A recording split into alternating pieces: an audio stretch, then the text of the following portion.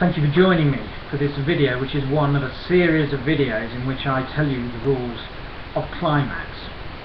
CliMAX is a game that has excited people in the area of Ebrington, where we started this a couple of years ago. Now in this video I particularly want to look at the measures that we took to get the game played faster than traditional cricket. See, I don't know about you, but I think cricket's got very slow.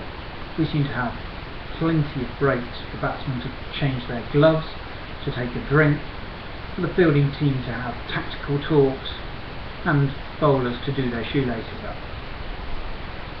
Some of this seems a bit unnecessary, and as an amateur with limited time available to play cricket, I really want to get on and play the game and not spend it with these unnecessary non-cricketing things. So, you have to be courageous to take this part on.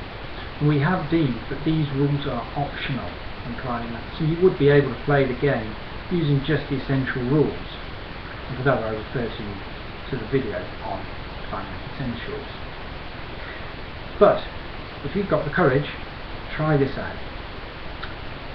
During play, or during an over, the ball does not become dead.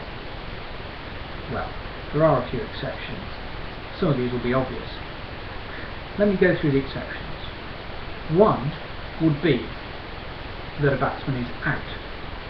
Clearly, we need time for a new batsman to arrive at the crease.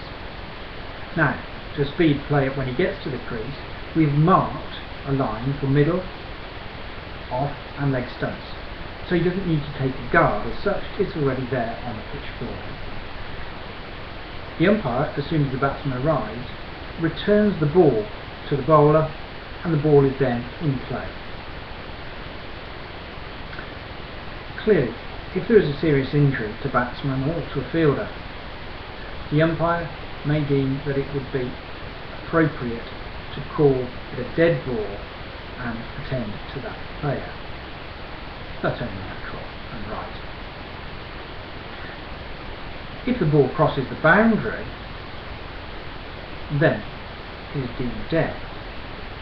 However, when it returns to play and arrives in the hands of the bowler for the next ball, it is deemed in play again.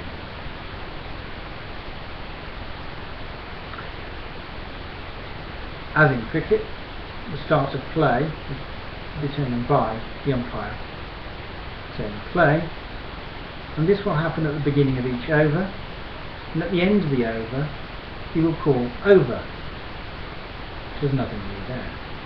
When he calls over at last, the ball is considered to be dead. We give the discretion to the umpires to call dead ball at other times, in case we haven't thought of all the circumstances it's necessary. So what's the upshot of all that? Well, for one thing, if the fielders are sloppy or decide that they'll have some kind of tactical talk and don't think their wits about them, the batters can steal a run. This can be fun in itself. Also, if the batters decide they want a little tactical talk mid-wicket, the bowler only has to bowl around them and he will be able to bowl them out or get them stumped. Further implications are that when the batsmen take a run, it might not be wise to follow through right past the stumps, because they really do need to get back into position to receive the next delivery, because the bowler doesn't have to wait for them to be at the stumps. In fact, the bowler doesn't have to wait for them to be looking. Of course, there's an air of danger about this, and we do rely on the bowlers not to bowl in a dangerous fashion. If they do, the umpires can determine that the next ball will be a free hit.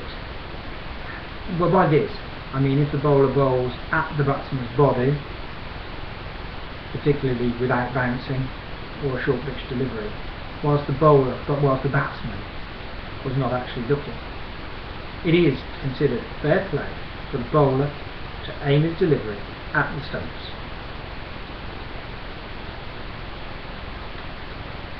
Other devices in CliMAX to keep things moving are that the field may move during play. So captain may wave a player into position, and this may occur even when the bowler is running into bowl. The only exception is that the fielding team must not move behind the bowler's arm. So a player crossing from one side of the pitch to the other behind the bowler would be against the rules, and if the umpire sees it or has it pointed out to him, again, he may call a free hit on the next delivery.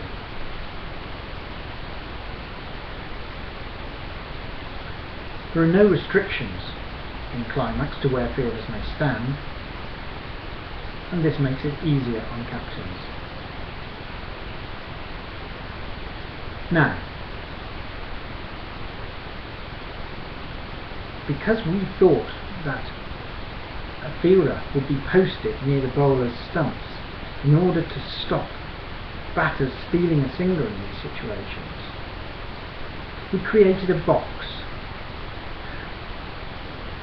I'll be able to show you pictures of the box through the website, but in principle the box takes the shape of the cut strip from the batting crease up to the bowling stumps and beyond behind the bowler for 8 yards,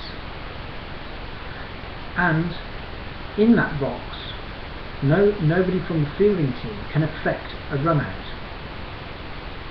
This means that though they can enter the box to retrieve the ball, they would have to take it out again or throw it out in order that somebody could throw the wickets down at the bowler's end.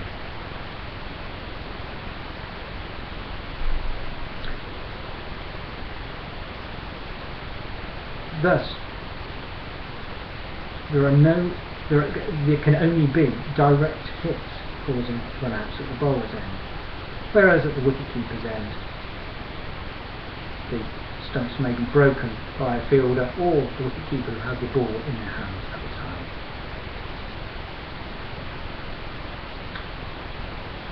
Thank you for listening to this video that explains some of the measures we've taken to keep play moving at a good pace in CliMAX.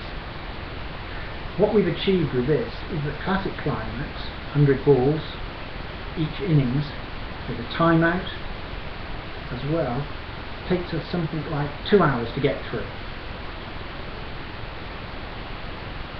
We hope you enjoy trying it out. Have a look at some of the other videos so that you can learn more of the rules of CliMAX. Thank you for watching.